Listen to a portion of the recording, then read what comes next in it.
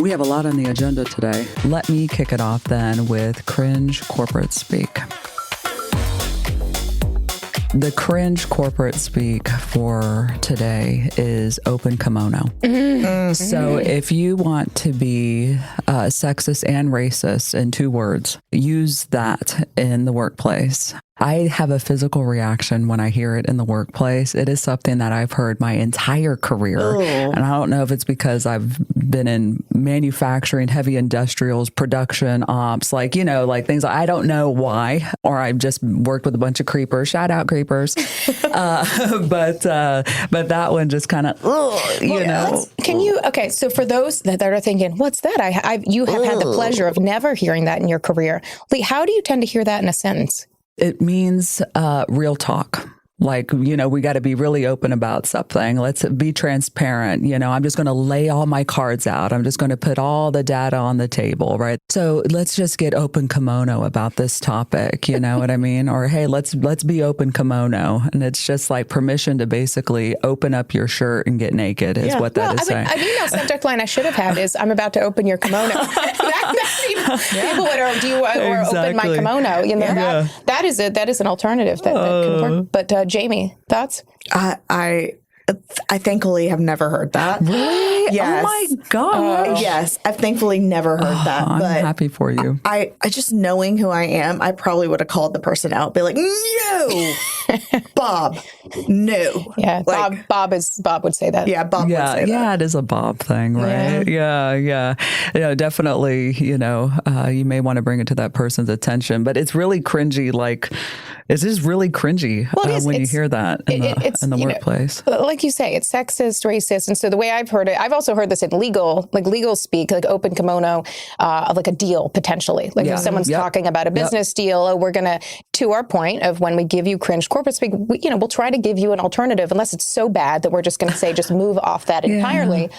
But for a deal, what you're trying to say is, like you said, we're going to show all of our cards. Exactly. We're going to show all the information proactively. We will put it out there so we're not going to waste anybody's time, and we're going to be respectful to the other people. It's a few more words than open kimono, but I tell you what, it's a lot safer. A lot safer and a lot less expensive than that EEOC charge that could be coming your way from my U.S. audience and globally. I hope that that's a phrase that is limited to the U.S. and that others would not say that, especially for some of our global colleagues. But it's just, I don't know how that got started, but not in a good way. I wish we did know the origins on that. I do hear a lot of like BD folks, sales, like to your point, I do. So, because it is very deal related, but that one is a cringe. Well, I'm looking it up. Okay, there you go. To provide live Googling. Yeah, live Googling. So NPR covered this about 10 years ago, which is helpful. Thank you, NPR. So the expression originated in feudal Japanese times and referred to the practice of proving that no weapons were hidden within the folds of clothing. So to show you, hey, I'm not hiding anything. Here's my wiener. Okay.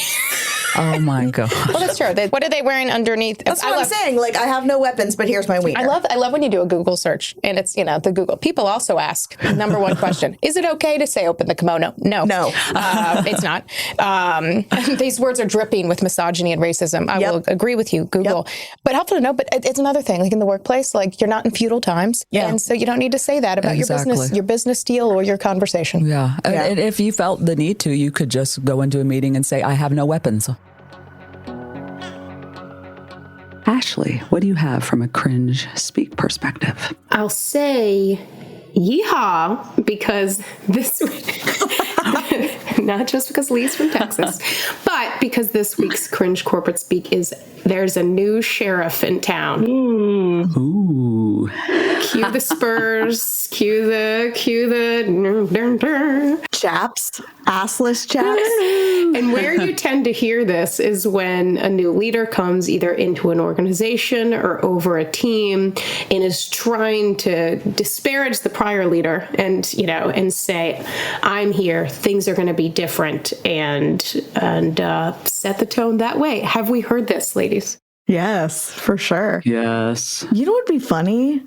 If how you see sometimes, I drove by one just the other day where you're driving by a business and it says under new management. If the new manager put under new management on their door. Oh gosh. Dang. Yeah, there's a new sheriff in town. Have I heard a leader say that when they're new? I don't know. Yeah. I don't know. I've definitely heard things are going to change around here. And then other people saying, well, apparently there's a new sheriff in town. Yeah. There's a new sheriff in town. Yeah. Yeah. I've heard someone say this about themselves. Oh my gosh. Cringy. Oh my God. But it wasn't inside an organization. It was when I was a brand new law firm associate, and we went to like a lunch and learn by the Atlanta Bar Association Labor and Employment section, and it was the new regional head of the EEOC that came in. Gosh. No way. This is like 20 years ago. I'll never forget it. And he said, I'll tell you, there's a new sheriff in town. And it was about how they would not be cooperating so much with management side employment firms, such as what I worked at. And so, of course, I in my mind am hearing it just like a new person in Cringe corporate speak and think that seems very severe, and didn't have the backstory, hadn't worked with the EEOC either way. And in the legal environment, I can tell you this, having since worked not just with the EEOC but with opposing counsel back and forth, like rarely are you going to have good outcomes when you're an asshole. And so this is what I'm talking about for lawyers, not just this head of the EEOC who was a bit intense, but but when you're a lawyer, management side law firms tend to do this a lot and come in and be a jerk. It does not help. I did not do this in my practice, but so it said this, and of course these law firm partners, I think in their mind were like, puffed up. Also, they were probably thinking, ooh, more legal fees. Here we go. But because new sheriff in town also means it's going to be tougher around here, and so yeah, y'all have had it too easy around here, so I'm gonna I feel like there's gonna be a duel with guns, and oh man, it just means there's gonna be more side texting, and people have to hide their fun and lives outside of work more, and they're quiet quitting and going open. Gosh, I'll never forget when I left a job and people started texting me or calling me to tell me that, oh gosh, the person that replaced you, Leigh, like she's a real hard ass. Like she keeps saying things and it contradicts what, you had said and the precedent we had. And she keeps saying, well, Leigh's not here anymore, is she? Like I'm in charge now, which is the same sentiment, right? She all but said, there's a new sheriff in town. I'm like, ooh, burr, icy. Oh, good for her, though, making her mark, Have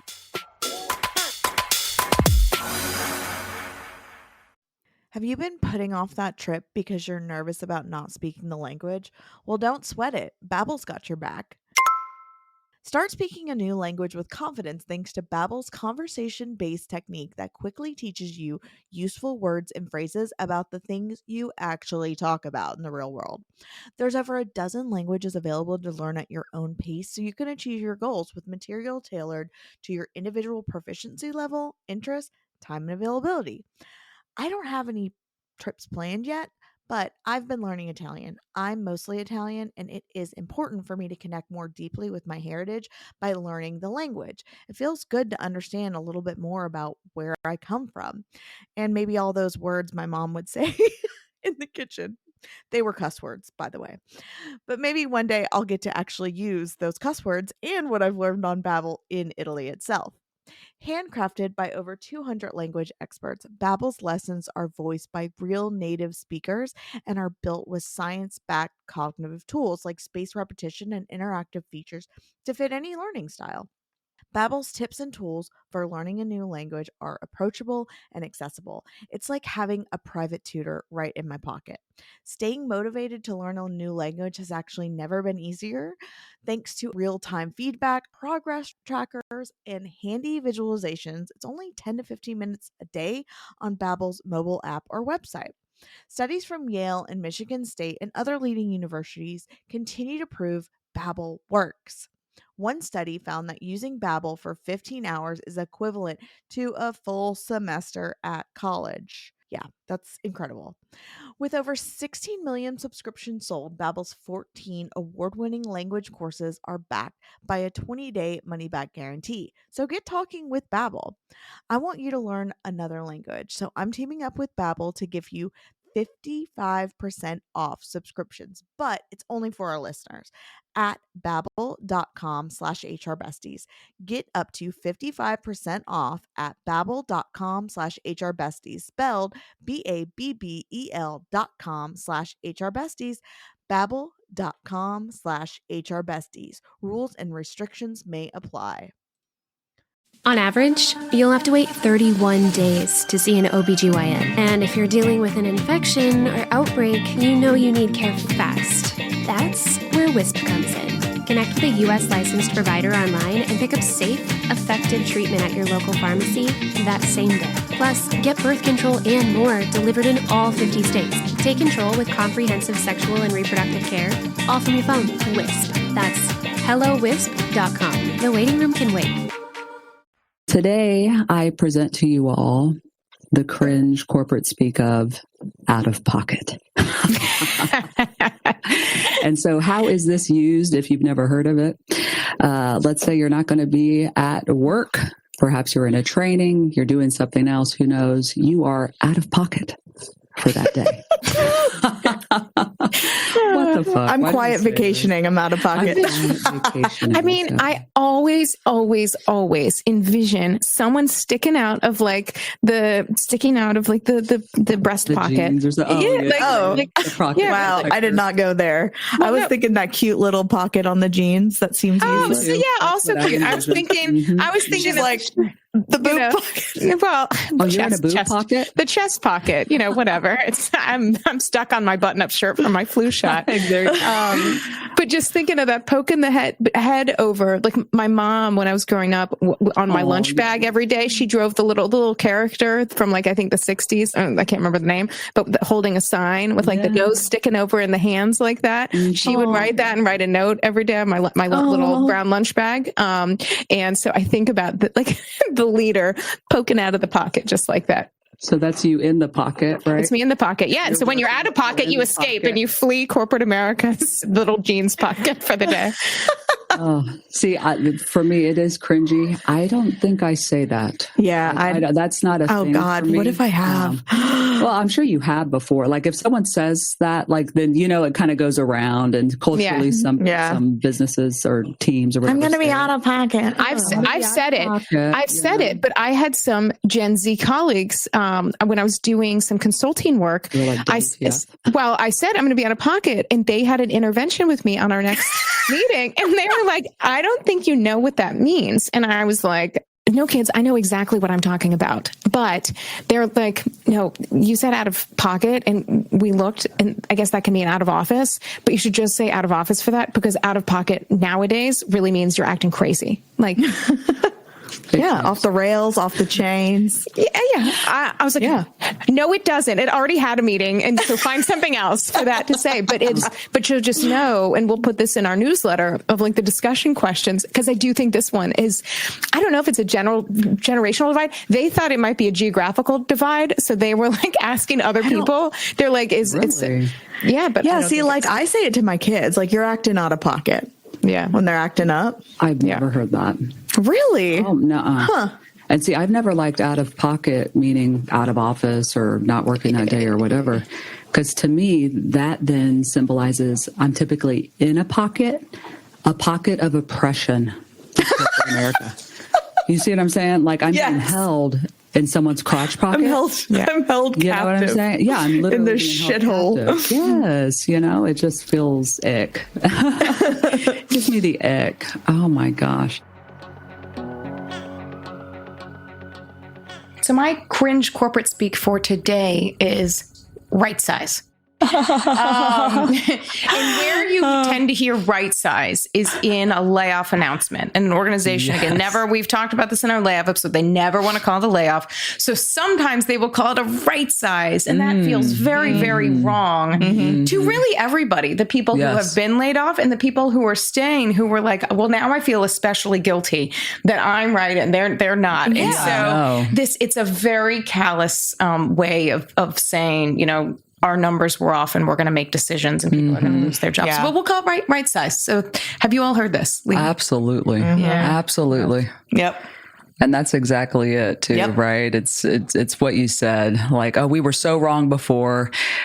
We fucked up, but we can't say we fucked up by getting too fat and inflating numbers, or having duplicitous work, or just, managing things like shit. Yeah, exactly. So now we're going to right size. Like it puts lipstick on the pig, to use a previous corporate speak that we've covered, and just kind of, now, just absolves the sins. Yeah. It's all fine here. We have to do it. We really have to. It's not our choice. Exactly.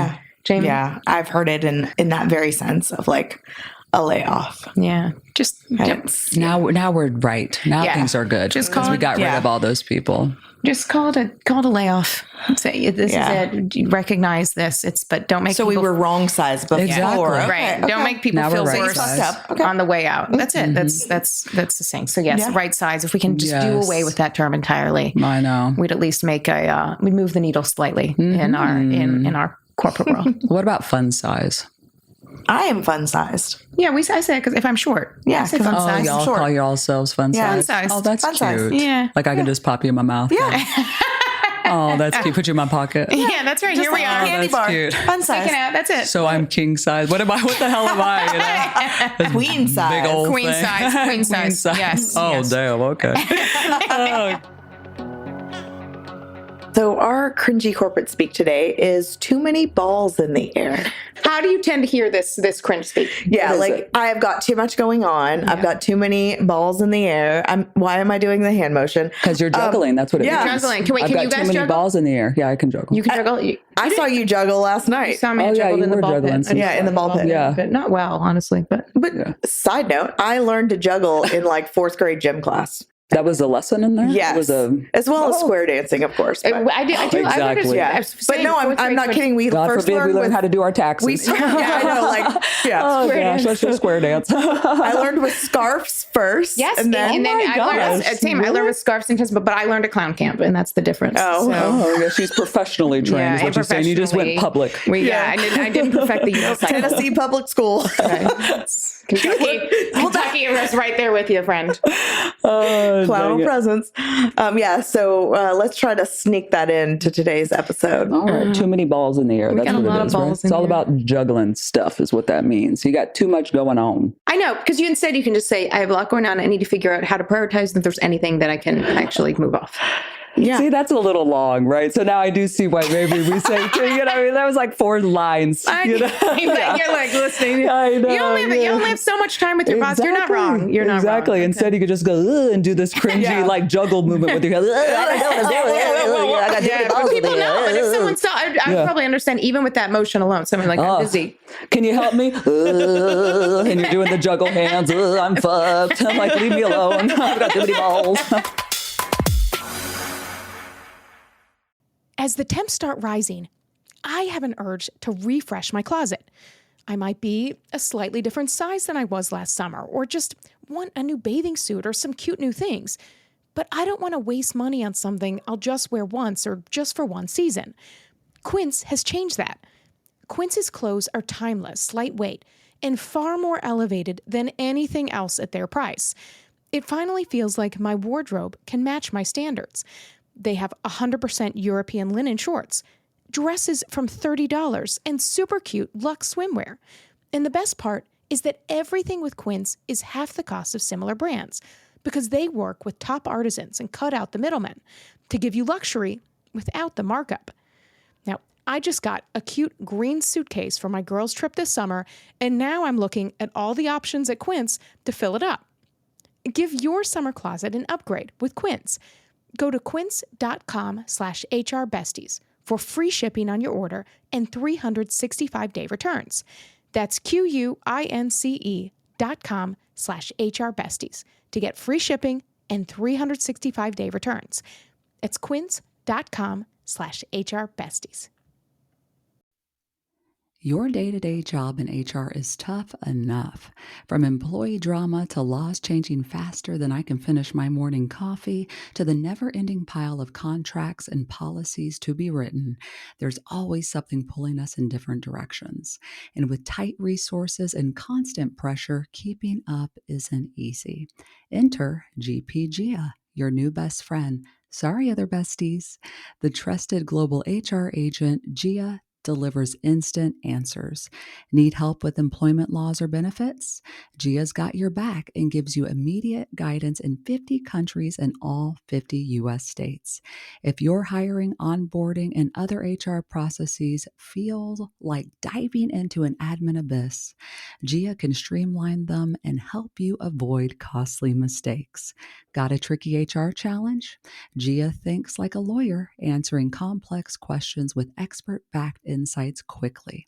It's trained on 750,000 HR scenarios and hundreds of thousands of legal and government sources. And when you're short on time, Gia drafts and edits policies, contracts, handbooks, and more in minutes. Gia saves you time, cuts the stress, and keeps you compliant so you can focus on the more important things. Get started today at g-p.com/Gia,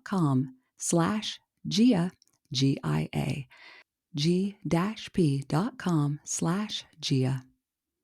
Cringe corporate speak today. The phrase that I would like to bring forward is the phrase, let's bang it out. Oh. I know, right? Take me out to dinner first before we do that. Yeah. You know what I'm saying? Buy me some wine and dine this up. Buy me a big ass bottle of creamer with a bow on it, and then we'll do what we may with it. Those noise machines on. Not with this leader. But let's bang it out. Well, that reminds me of the bang bus. What's that? I knew she would know. Oh, you said me. Google. I don't know Google bang my bus. gosh. You don't You don't know either. what the bang bus is either? Oh, dear. I don't know what the bang bus is. That's a sentence I didn't think I would say in a corporate meeting. Ashley's live Googling action it. Googling. Just like Fleshlight. Is it just a porn channel? What?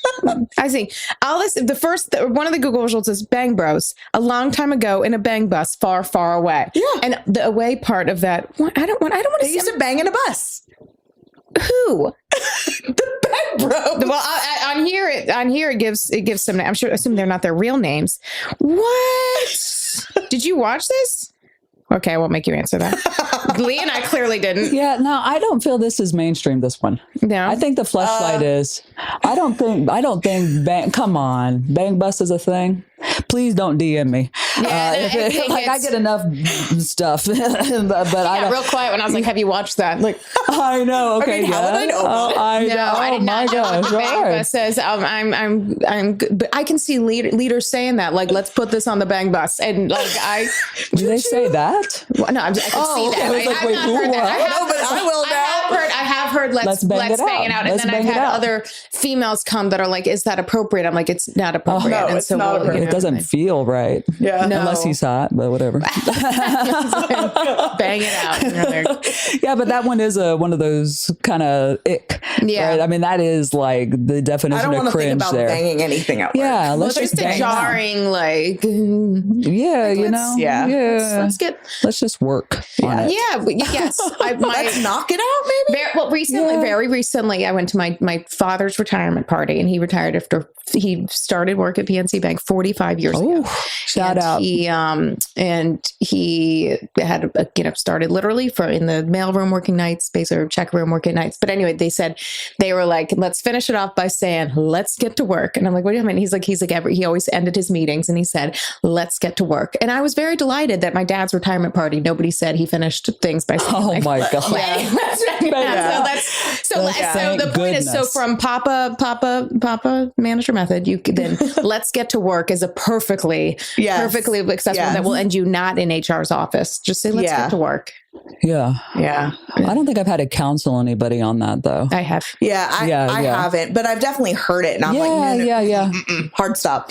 But I feel like sometimes HR you just have that like, visceral. I mean, how many times in your career have you heard things? And like piggybacking, where it's like you just visualize, somebody on top of Steve, just piggybacking Steve, and it's not. I know. Well, Steve is a dick, but I mean, and it just kind of gives you that visual there, So I don't know. People love to like infuse just a little razzle dazzle sex in the workplace, don't they? There are some, you know what I mean? You know, some people just kind of attention. Or in a podcast, am I? Oh, that's different. Yeah, but we're shining a light to it. We're talking about it. We're talking about it. So that's fine. Say this, not that. Yes. Do as yes.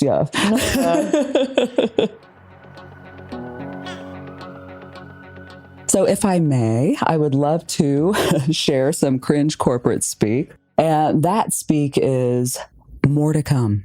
And why that is so cringy is because it never comes. The more never comes, right? So it's like, that's just like a transitional thing. Like we always say, more to come on that. Yes. Okay, when? Never. Yes. Never. More to come. It's kind of it's like your filler word when like you didn't do your homework or you didn't finish that part or whatever, you don't know. Well, more to come. Or like in my case, when I've used it, it's been like, I got this little piece of information from like the exec committee, and now I'm disseminating that upon my team, and I'm like, but more to come because I don't fucking know. Exactly. And they don't either. Nobody knows, and it's going to be nobody knows, and it's going to be a lot of discussions on that, and probably very little action.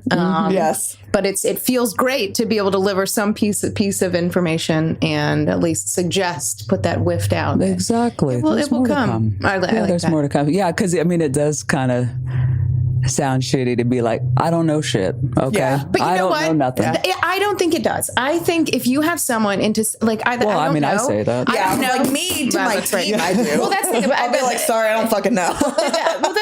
I'll get you more information if I get it. The corporate non-cringe speak, I think, is the phrase "I don't know," and to say, be able to say in the workplace, I don't know, and I think telling people like, we this is what we're thinking, but we want to get people's input and do something on, which also doesn't happen enough. But exactly. Underutilized. What I don't like, and this will be a topic that we are going to cover in full, but is on LinkedIn when people they say where they're leaving. And they're more to come on my next journey. And you're like, and it's not a 2-part series. This is not a 2. It's not an after school special. Like no one cares that much. Yeah, and they list out. I worked at a place once, and the people that worked at this place, it's a very large company, will know the goodbye messages in that instance would be like, oh my God, it would be like the ending credits at the movie, like 80s and 90s style. Totally. And if you didn't include somebody, then like on their LinkedIn? No, like internal goodbye email. And then it's the multitude of questions. Who do you include in it? Who do you call out by name? Because if you don't include somebody, never done that. They will call out. And then who do you send that as a distribution list to? It's all of those corporate thoughts like that people politics. Anyway, but more to come on that. Yeah, but more to come on that one. Yeah, we'll parking lot that one. We'll deliver. No, but we will. We will actually be circling back. Jesus, we are using this. Stop doom scrolling and start dream scrolling. I just got back from a vacation, and that means that I envision my life there. But I don't just think about it. Like, I pretend I'm going to live there and look up real homes on the Redfin app. As it turns out, I'm not going to be buying a beautiful ski-in, ski-out house in Colorado. But it's fun to play as a game. I'll challenge my friends. If you won $100 million in the lottery, what would you buy? And get out the Redfin app. But you can actually use it for a game or for your real searches when you're looking for your next place. I actually do call it dream scrolling, and you can call it home scrolling or whatever. But whether you're looking to buy or rent your next place, you need the Redfin app. Redfin makes it fun to search all the homes and apartments in your neighborhood. And if you find a place you love, Redfin makes it easy to go see it in person. Just schedule a tour right from the app. Plus, if you're looking to sell, Redfin agents know how to get you the best price possible because they close twice as many deals as other agents. And with a listing fee as low as 1%, Redfin's fees are half of what others often charge. So whether you're looking to buy, rent, or sell, download the Redfin app to get started. Mochi Health is a long-term weight loss solution personalized to fit your unique needs and goals. Meet one-on-one with board-certified obesity doctors and registered dietitians who are on a mission to listen. Eligible patients can access custom-formulated GLP-1 medications at an affordable, set price and get them delivered to their home each month. No insurance required, FSA and HSA accepted. With 24/7 customer service available, Mochi Health is here to partner with you on your journey to a healthier life. Take the free quiz at joinmochi.com and use code AUDIO40 at checkout for $40 off your first month of membership. That's joinmochi.com.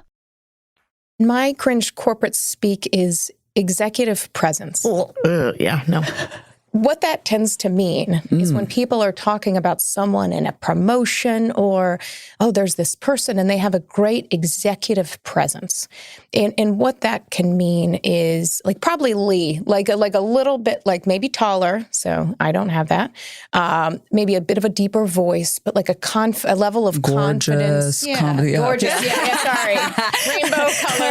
Rainbow colored. Sophie. I definitely do not have an executive presence. But it can be someone, that's a good public speaker or convincing when they speak. And it's a lot about that, their style and their window dressing.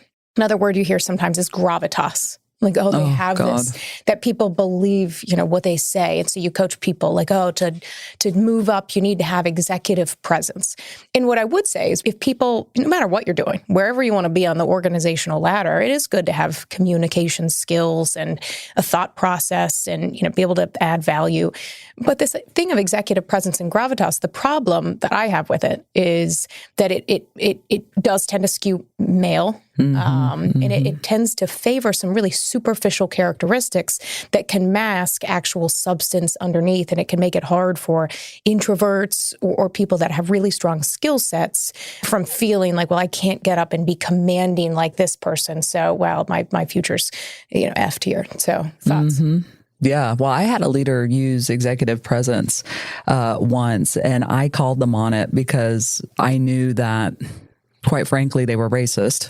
You know what I mean? After working with them for a while and things that they had shared with me. And they said, well, I just love that guy's executive presence. And I said, oh, is that because they look just like you? Yeah, he didn't like that. You know what I mean? But it was true. Yeah.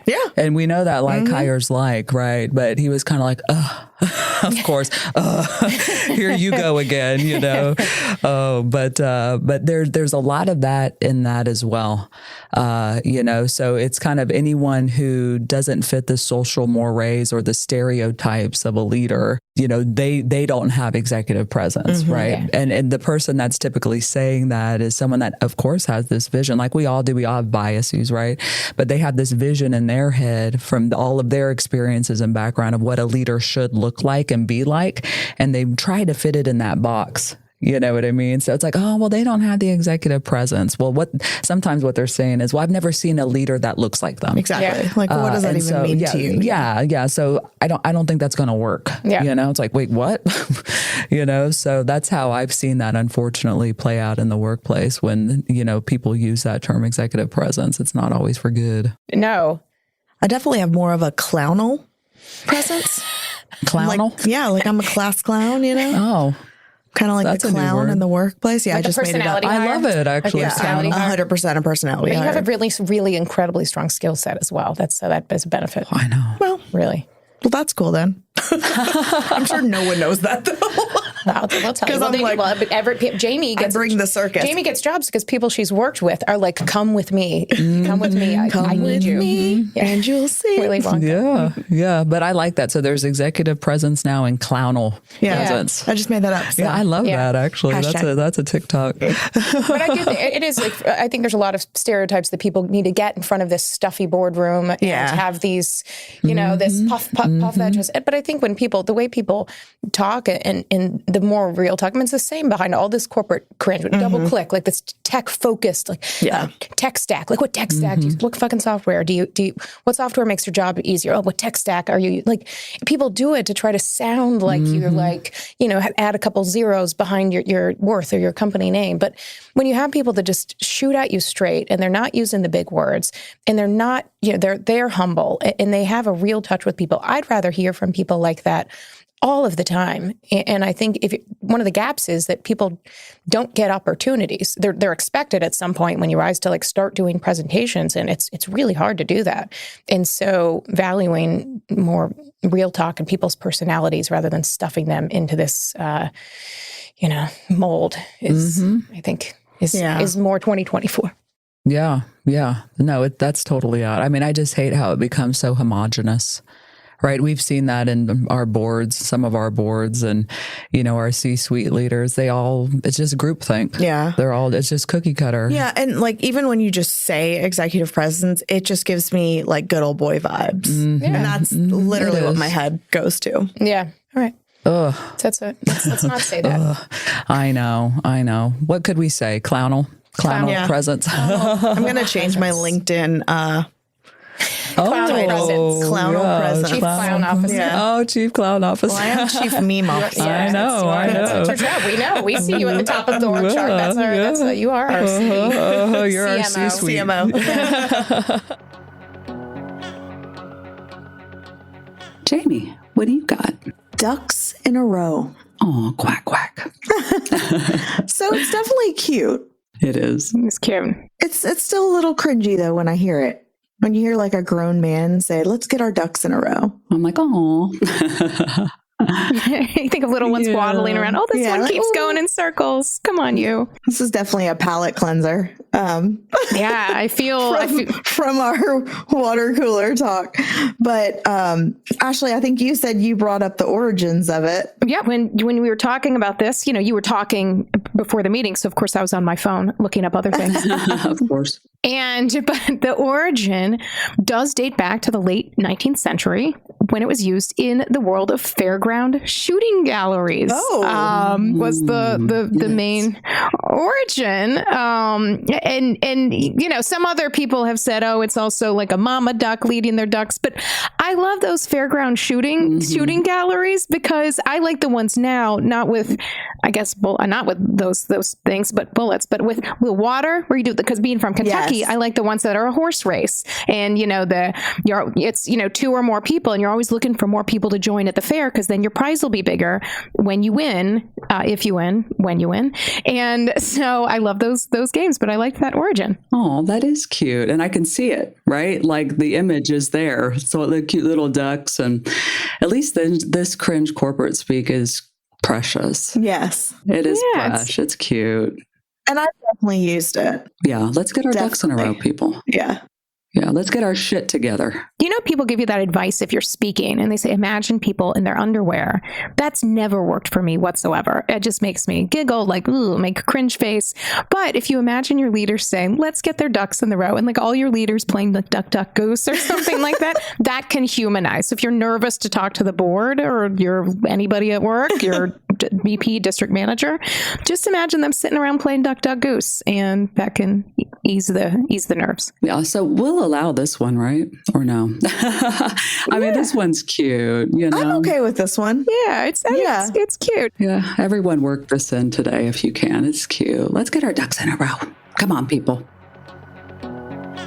I'll kick it off with the cringe corporate speak. And it's one of my favorites. And it's something that favorite to make fun of.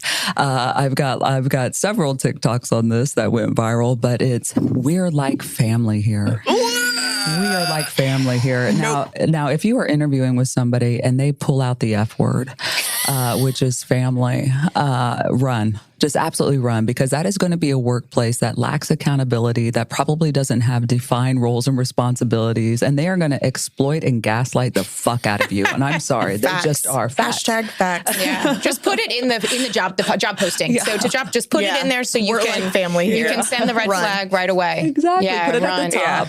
Yeah. Bold it at the top. Yeah. You know what I mean? Yeah. That honestly just screams toxic to me. Well, I've definitely been in environments that would say that. And there's times I really didn't think about it until all of a sudden it's like, job loss, things like performance terminations, like these difficult conversations. Oh, I'm sorry, you had a loss, but you only get 2 bereavement days per leave. So no, that's not going to happen. Like, oh, that's very familial of you. It really is an exploitative term, flat out, and it's not. It is a working relationship, and someone should put that effort in. You should encourage them to put that effort in. But I completely agree. It tends to take those aspects and really mind fuck employees. Oh, I know. Yeah. It's ick. It's ick. Yeah. And you're not a family, you're a team. if you're doing it right, right? That means there's accountability, there's respect and dignity. Because let's be honest, there's no one you treat worse besides yourself than your family.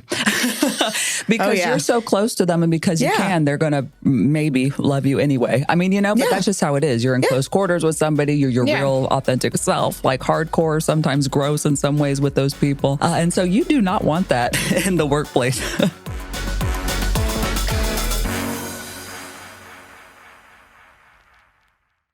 Catherine Edwards is our go-to for calm, smart takes on the economy. She joined us on a recent episode of the Her Money podcast to remind us that if we end up going into a recession, or if we're already in one right now, and that might be possible, that, your investments might dip, but they always bounce back. So if you need clarity rather than chaos around today's headlines, tune into Her Money. Listen wherever you get your podcasts.